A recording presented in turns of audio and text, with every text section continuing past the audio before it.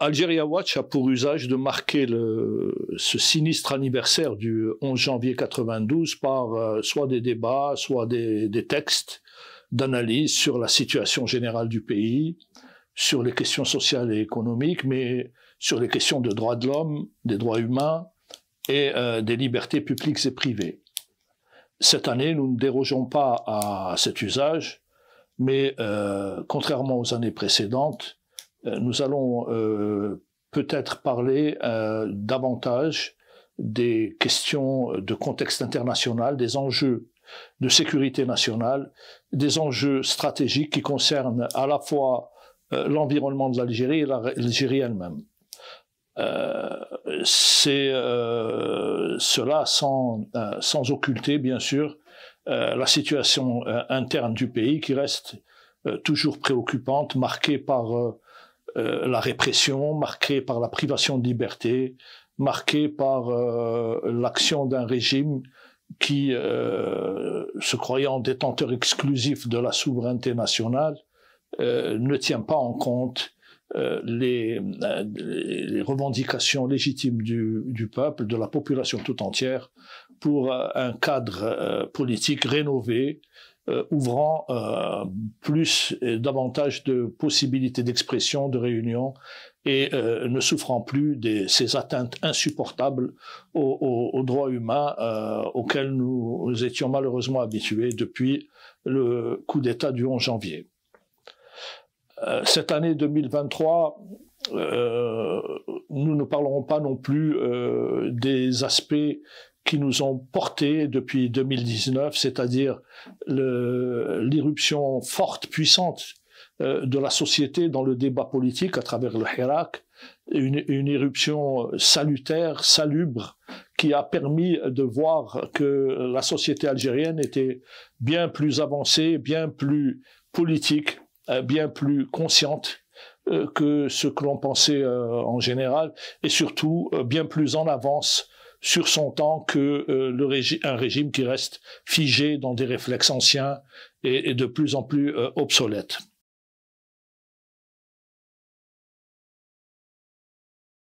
Sans du tout occulter les réalités internes, la situation du pays aujourd'hui est largement déterminée par des considérations externes, et au premier chef de ces considérations, il y a la guerre en Ukraine déclenchée le 24 février 2022 par l'intervention de l'armée rouge dans ce pays. Cette guerre inaugure une ère nouvelle dans les relations internationales. Elle signifie la fin de l'ordre précaire, de l'ordre en déséquilibre permanent, installé après la chute de l'URSS en 1991, et qui a vu la toute-puissance des États-Unis et de leurs alliés s'imposer comme unique source de pouvoir à l'échelon de la planète. La Russie, par cette offensive militaire, vient de signifier au bloc occidental qu'il faut compter avec elle directement. Et derrière la Russie se profile l'ombre de la Chine, qui elle aussi, sur un autre domaine, nous en parlerons peut-être plus tard, estime qu'elle a droit également à une place à la table des décideurs de ce monde. La guerre en Ukraine a pour effet de remodeler le système des relations internationales, sans que l'on sache aujourd'hui précisément dans quel sens cela va s'opérer. Est-ce que une éventuelle victoire de la Russie l'installerait comme leader d'une sorte d'opposition au groupe de la trilatérale, comme le disait Samir Amin, la trilatérale, d'après Samir Amin, c'était le Japon, l'Union européenne dirigée par les États-Unis. La trilatérale face aux puissances émergentes, face à la Chine et à la Russie. Si, au contraire, la Russie échoue dans son entreprise d'annihilation de la menace ukrainienne, enfin de ce qu'elle perçoit comme la menace ukrainienne, qu'est-ce que cela va signifier? Est-ce que cela va entraîner la fin des illusions d'un monde où l'unipolarité ne serait plus de mise, ou est-ce que cela, au contraire, accélérerait les contradictions entre la Chine, qui deviendrait à ce moment-là la seule puissance qui contesterait frontalement l'hégémonie occidentale? Aujourd'hui, nous n'en savons rien. Ce qui est sûr, c'est que la responsabilité du conflit nous est présentée comme relevant exclusivement de la Russie. Les médias occidentaux parlent d'envahisseurs, parlent d'agresseurs. Nous sommes obligés, nous, après notre expérience de citoyens du tiers-monde qui avons vu les prétextes pour lesquels les guerres en Irak, en Libye, etc. ont été menées, nous amène à nous interroger sur la validité des accusations des uns et des justifications des autres. Ce qui est certain, c'est que l'affaire ukrainienne ne commence pas le 24 février 2022, elle commence bien avant. Elle a pour nœud gordien le sort des populations russophones de la région du Donbass, qui sont l'objet d'une répression violente de la part des autorités de Kiev et qui ont occasionné plusieurs milliers de morts depuis cette date. Ce conflit a failli être réglé par les accords de Minsk en 2014, mais ces accords n'ont jamais été respectés. Et nous venons d'apprendre, au détour d'une conférence, par Madame Merkel, que en fait ces accords n'étaient pas trop destinés à régler le conflit entre la Russie et l'Ukraine, mais avaient surtout pour objet de faire gagner du temps à Kiev pour se préparer militairement à une guerre avec la Russie. Donc l'argumentaire selon lequel la Russie serait seule responsable de cette situation ne tient pas. On a beau essayer de les diaboliser, les Russes partagent la responsabilité de cette crise avec les Occidentaux, clairement. Donc il ne s'agit pas d'une guerre entre le bien et le mal, il s'agit d'un conflit, d'une belligérance entre des intérêts conflictuels. Les intérêts russes, qui ne souhaitent pas voir à leurs frontières une menace directe et rapprochée, et les Occidentaux qui entendent imposer leur ordre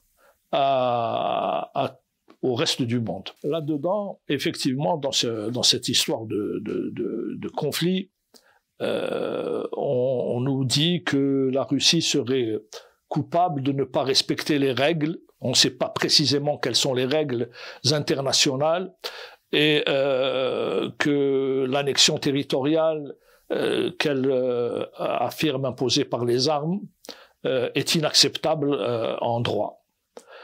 On peut aussi s'interroger sur la sincérité de cet argumentaire quand on voit que ces mêmes pays ont une attitude infiniment plus complaisante et à la limite de la complicité avec les annexions territoriales et les expansions coloniales d'Israël. Quand on annexe le Golan, il n'y a pas de réaction particulière de la part des Occidentaux. Quand l'armée rwandaise intervient au Kivu, il n'y a pas d'indignation particulière de la part des démocraties avancées. Alors, cela, évidemment, ne nous conduit pas à donner des chèques en blanc aux Russes dans cette affaire-là, loin de là. Nous sommes loin de ce conflit et nous n'avons pas intérêt, nous autres, en tant qu'Algériens, à prendre une position quelconque dans une affaire qui nous concerne très peu. Ce qui est certain, c'est qu'on demande à l'Algérie, de manière insistante, itérative, de prendre position et de s'aligner sur le bloc occidental. Ces demandes, elles sont, paraît-il, insistantes et officielles depuis plusieurs mois. On a même vu l'ambassadrice des États-Unis rendre visite au chef d'état-major de l'armée algérienne pour lui demander de revoir ses relations avec la Russie en termes politiques et en termes de fourniture d'armement. ce qui, à mon avis, est une première dans les relations bilatérales. Je ne crois pas qu'il y ait eu une telle démarche par un ambassadeur américain en direction du commandement depuis l'indépendance, à ma connaissance. Hein. Donc, il y a une pression directe et une pression indirecte à travers une campagne de presse qu'on voit prendre forme depuis plusieurs semaines, qui met en cause l'Algérie et qui met en cause le régime algérien avec des menaces plus ou moins subliminales, en rappelant la tragédie des années 90. On se souvient que lors de la commission de cette tragédie, cette même presse internationale qui s'indigne aujourd'hui avec effet rétroactif, ne s'était pas tellement manifesté. On voit aussi un certain nombre d'interviews d'experts sécuritaires ou de défense qui mettent en cause le régime dans sa volonté de moderniser son fonctionnement et de s'ouvrir à la société. Et dernièrement, on a même vu une diatribe extrêmement violente d'un diplomate qui était en poste en Algérie et qui s'en prend sans grande nuance et sur une tonalité d'extrême droite au régime algérien. Ce discours revanchard, en tous les cas, montre une chose, c'est que si l'image de la diplomatie française est dégradée en Afrique, ce n'est pas seulement en raison de son passé colonial, mais c'est aussi en raison du profil de diplomate de ce genre. Il reste que l'Algérie est aujourd'hui pointée du doigt, incontestablement. Et ce n'est pas seulement le régime qui est pointé du doigt dans cette affaire, il faut pas être naïf. De fait, les positions de non-alignement de l'Algérie, qui sont très anciennes, hein, qui remontent au début de la guerre de libération nationale, qui se sont une première fois exprimées de manière claire et nette à Bandung en 1955. Cette position de non-alignement déplaît souverainement à beaucoup de décideurs politiques internationaux et au premier chef les États-Unis. C'est dans cet esprit, dans cette perspective, dans cette optique qu'il faut voir ce qui s'est passé dans l'environnement local de l'Algérie, dans l'environnement régional de l'Algérie, avec la reconnaissance par les États-Unis, sous Trump, de la marocanité du Sahara occidental. Ça a été, à mon avis, et cet avis est partagé par de nombreux amis et observateurs, le premier étage d'un mouvement diplomatico-politique visant à mettre l'Algérie sur une position défensive. La marocanité du Sahara, en échange de laquelle le Makhzen a rétabli ses relations diplomatiques avec Israël, a été suivi par le revirement diplomatique de Madrid, qui bafouant ses engagements antérieurs, s'est aligné sur le processus d'autonomie du Sahara tel que proposé par l'administration royale. Madrid a été suivi quelques semaines plus tard, au cours de l'été dernier, en mois d'août, je crois, par Berlin.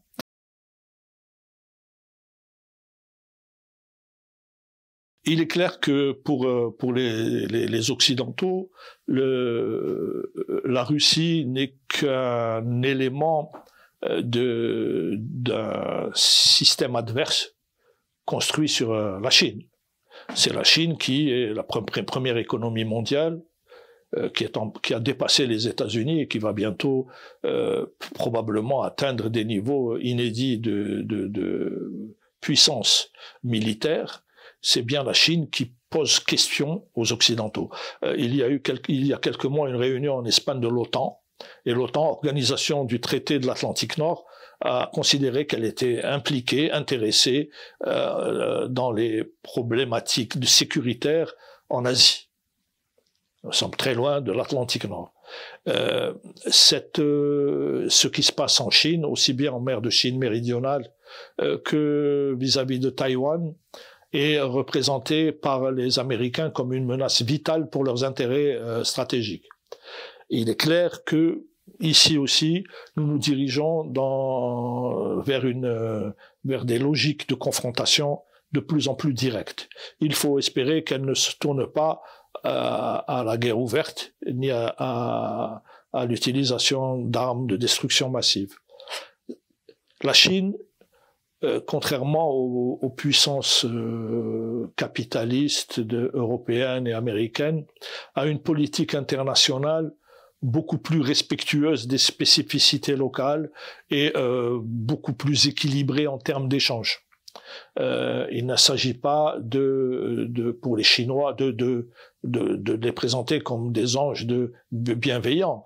Il s'agit d'une économie capitaliste encadrée par le plan, qui a une vision stratégique à long terme, elle aussi encadrée, et qui entend faire bénéficier ses partenaires d'un niveau de prospérité que les Européens n'ont jamais été capables de fournir aux espaces économiques et sociaux qu'ils ont dominés. L'initiative chinoise de la nouvelle route de la ceinture et de la soie est lourde de projets de développement pour tous les pays qui sont concernés.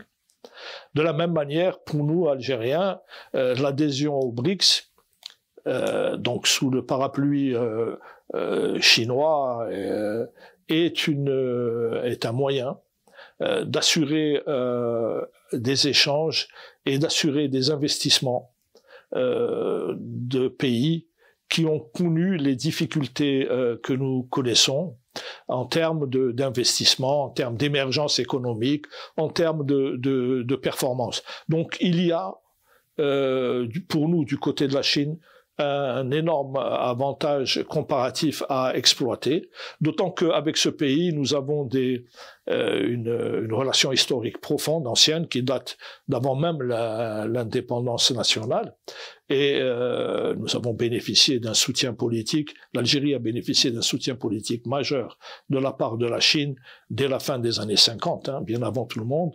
Donc nous avons une relation ancienne, de confiance, et les Chinois savent que la position stratégique de l'Algérie, en Méditerranée, au nord de l'Afrique, et dans la profondeur sahélienne, est un atout à moyen terme dans un monde où la pénurie de ressources va être une réalité de plus en plus palpable, de plus en plus directement visible. Donc tous ces mouvements, ces gesticulations diplomatico-politiques ont un effet direct sur l'Algérie et se conjuguent avec ces pressions pour prendre parti dans le conflit ukraino-russe. Alors cette campagne de presse qui cible l'Algérie de manière insistante depuis quelques semaines, elle est aussi étonnante dans la mesure où elle assure une diversion à une question beaucoup plus épineuse, qui est celle du rôle du Maroc dans le scandale de la corruption au Parlement européen.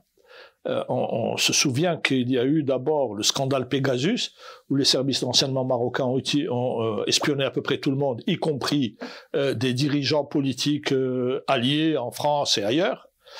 Mais là, nous avons vu cette histoire de corruption qui a commencé par la dénonciation opportune du Qatar, et on s'est rendu compte très vite que le Qatar était un partenaire très secondaire dans une opération de corruption où le Maroc jouait un rôle central. Tout le monde a pu remarquer que le Maroc et la corruption au Parlement ont disparu des médias occidentaux, français en particulier, depuis plusieurs semaines pour être remplacés par des articles et des interviews concernant l'Algérie. Donc on peut se poser valablement la question de savoir si il n'y a pas là un effet d'opportunité également. Voilà un peu la situation internationale et ce qui se passe autour de nous et qui influe de manière déterminante sur la situation politique du pays.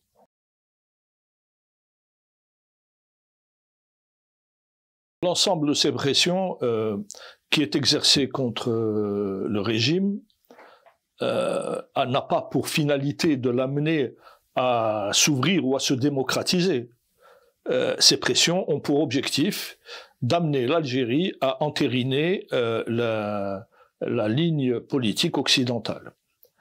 Face à cela, tous ceux qui ont à cœur de défendre les libertés publiques et privées en Algérie, tous ceux qui s'opposent donc à ce régime corrompu et inepte, incompétent et médiocre, se retrouvent dans une position de principe qui peut paraître peu claire ou qui peut paraître incertaine, mais qui est en réalité extrêmement claire et extrêmement certaine.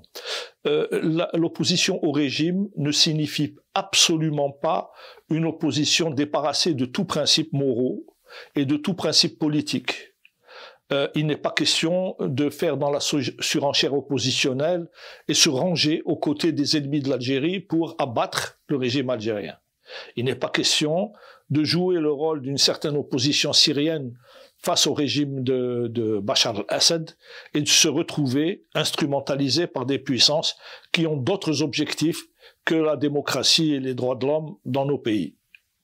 Donc, s'agissant de ce qui nous concerne aujourd'hui, en termes de choix politiques dans la question européenne, de la guerre européenne, ou s'agissant de ce qui se passe à nos frontières ouest, il est clair que les impératifs de défense nationale et de sécurité du peuple algérien passent avant les questions politiques d'opposition au régime. Raison pour laquelle on peut aujourd'hui se retrouver à défendre ce qu'il y a dans ce régime d'encore intact et de positif hérité de la révolution algérienne. On peut soutenir la conformité, la continuité de ce régime au principe du non-alignement. On peut aussi défendre l'idée que notre non-alignement est positif, toujours, et qu'il a toujours été en Algérie en direction de la paix et du refus de la violence en tant que moyen de règlement des conflits internationaux. C'est pour ça que c'est la raison pour laquelle nous sommes en retrait vis-à-vis de la Russie. Nous pensons que la violence n'est pas un moyen de règlement efficace des différents politiques. Ça a toujours été le principe de l'Algérie, mais nous ne sommes pas naïfs non plus, et nous savons que nous vivons un monde particulièrement dangereux et où les rapports de force bruts passent avant les échanges et les consensus politiques.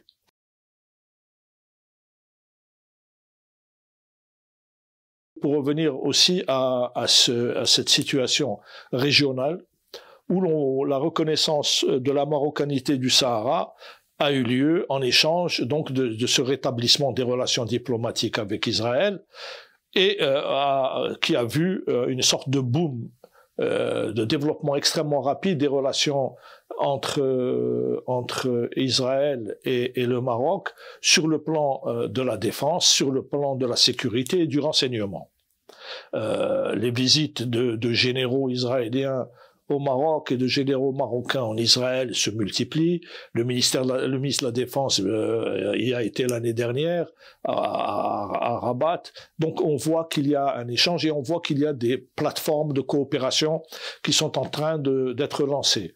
On parle d'une base militaire conjointe en Nador, de fabrication d'armements israéliens au Maroc, et on voit que l'armée marocaine multiplie les exercices conjoints avec des armées extracontinentales et probablement avec des experts et officiers de l'armée israélienne. Donc tout ceci nous met face à une réalité dangereuse, face à une situation complexe et lourde de menaces pour l'Algérie. Le cœur palpitant des orientations internationales, de politique internationale de l'Algérie, de la société algérienne, avant même celle du régime, c'est bien la centralité palestinienne. La question palestinienne est le paramètre fondateur de toute notre orientation internationale. Donc, il est clair que dans cette optique, ce qui se passe à nos frontières ouest, le discours belliciste du Maroc nous enjoint à la plus grande prudence et nous amène à regarder cette situation d'un œil critique. On ne peut pas, au nom de notre opposition au régime, jeter le bébé avec l'eau du bain, faire une impasse sur la solidarité nécessaire avec le peuple sahraoui au nom de nos contradictions internes. Il me semble qu'il faut faire cette distinction entre principes fondamentaux de politique internationale, sécurité de la nation, sécurité de l'État, défense des frontières et contestation du régime. Il me semble que l'exercice n'est pas toujours très simple, mais il est essentiel pour éviter des erreurs tragiques. Nous sommes obligés de prendre en compte ces données internationales et cette situation menaçante avant de nous embarquer dans une critique radicale et sans concession du régime qui reste nécessaire, qui reste vitale.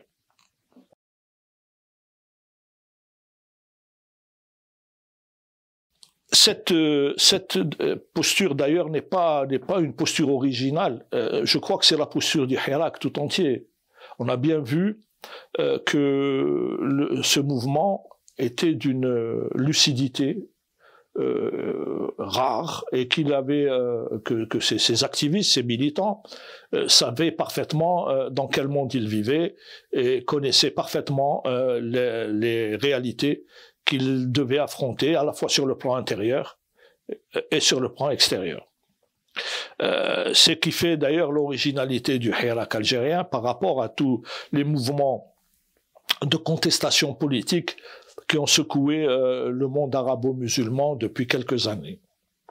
Nous-mêmes, en Algérie, avons une trajectoire politique tout à fait singulière depuis les mouvements politiques des années 30 à la guerre, à la révolution armée de libération nationale, en passant par les phases de régime autoritaire et par la décennie sanglante. La société algérienne a subi dans sa chair et a reçu des leçons de réalisme politique qui lui permettent aujourd'hui des capacités de discernement bien supérieures à ce que de nombreux experts prêtent à notre société. La capacité d'analyse politique du Hirak, son refus du colonialisme, son refus du néocolonialisme et son soutien aux Palestiniens et aux Sahraouis a montré quelles étaient les priorités profondes des sensibilités politiques algériennes. Quels étaient un peu le dénominateur commun de toute la société algérienne. Et ça, c'est à mon avis singulier et tout à fait original dans le monde arabe.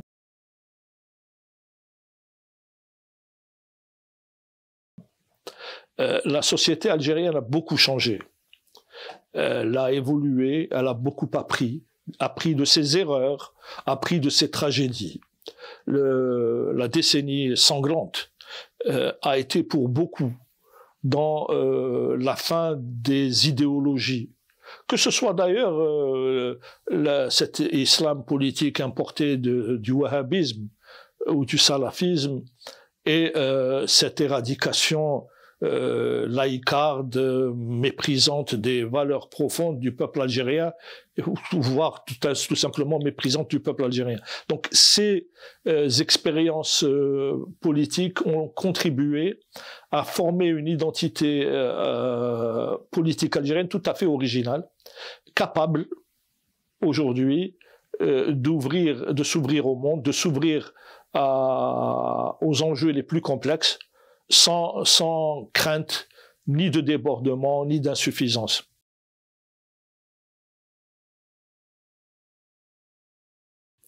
Ce qui est insuffisant en Algérie, ce n'est pas la société ni sa conscience politique. Ce qui est insuffisant, c'est avant tout le régime lui-même. C'est ce régime qui arrête des journalistes. On a bien vu l'arrestation récente du journaliste El Qadi Ihsan et la fermeture de sa radio, C'est un régime qui invente des complots à tour de bras pour justifier une répression absurde. C'est un régime qui est incapable de répondre de manière politique aux attaques dont il est l'objet et qui est contraint de recourir à des manœuvres de basse police pour essayer de mettre en cause des opposants, qu'ils soient sincères ou non sincères n'est pas la question. Qu'ils soient autonomes ou stipendiés n'est pas non plus la question. Ce qui compte, c'est que le débat politique, quel qu'il soit, ne peut pas faire l'objet de méthodes policières. L'arrestation des journalistes est un comble en termes d'activité de contrôle social de la société. Ce régime donne à l'extérieur les verges pour se faire battre. Il se fait fouetter par ses propres moyens. Il donne à ses critiques toutes les justifications pour le traîner dans la boue. Et donc, c'est à l'expression de cette incompétence médiatique qui signe un peu la fin du modèle autoritaire algérien, fondé sur une société civile factice, fondé sur des personnalités mises en avant par des médias de moins en moins opérants et de moins en moins performants. Les laboratoires du régime n'ont plus les moyens de justifier l'existence d'une presse agréée ni d'une opposition politique fabriquée de toutes pièces. Donc le roi est nu aujourd'hui. Il y a, face à la société algérienne, il n'y a qu'un pouvoir dont les seules armes sont la répression et la rente. Il n'y a pas le membre d'un dialogue ou d'un échange entre l'immense majorité du corps social et ceux qui constituent les élites du régime, c'est-à-dire ceux qui, à la fois, gouvernent dans l'ombre et ceux qui sont chargés de la représentation. Donc, il n'y a pas de possibilité d'arriver à une résolution politique par des moyens habituels, et il y aura donc nécessité de réfléchir à d'autres voies pour parvenir dans la paix et toujours dans la non-violence, par le Hirak qui est toujours vivant, qui est toujours présent. Le Hirak n'est pas un mouvement politique conjoncturel, c'est un souffle profond de la société, c'est une expression profonde qui, adressée au monde et au régime, dit « Nous sommes des hommes et des femmes libres, nous entendons vivre libres, nous savons qui vous êtes, nous savons quels sont vos intérêts, nous savons comment vous nous représentez et nous déclarons que nous n'avons rien à voir avec vous. » C'est une sorte d'acte de rupture systémique avec le régime.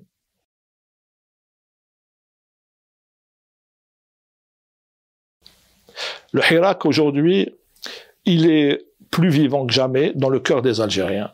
Et si l'expression politique n'est plus aussi perceptible que dans les années précédentes, c'est justement en grande partie à cause de phénomènes extérieurs. D'abord l'épidémie de la Covid, mais ensuite surtout la détérioration des conditions politiques internationales et la montée des périls, aussi bien à nos frontières qu'un peu plus loin en Europe. Il ne s'agit pas aujourd'hui de promouvoir des idées de changement de régime, de renversement de régime, de promouvoir des idées de révolution qui, nous l'avons vu ailleurs, ne débouchent que sur des impasses sanglantes. Ce qu'il convient de défendre aujourd'hui, c'est l'ouverture du champ politique.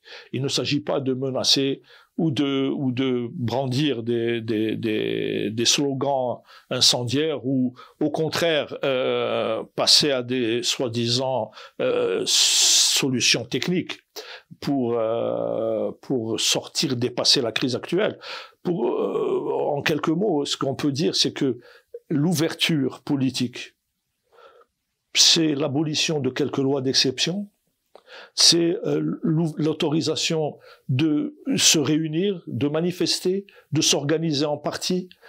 C'est la fin d'un système policier où des militaires arrêtent des civils.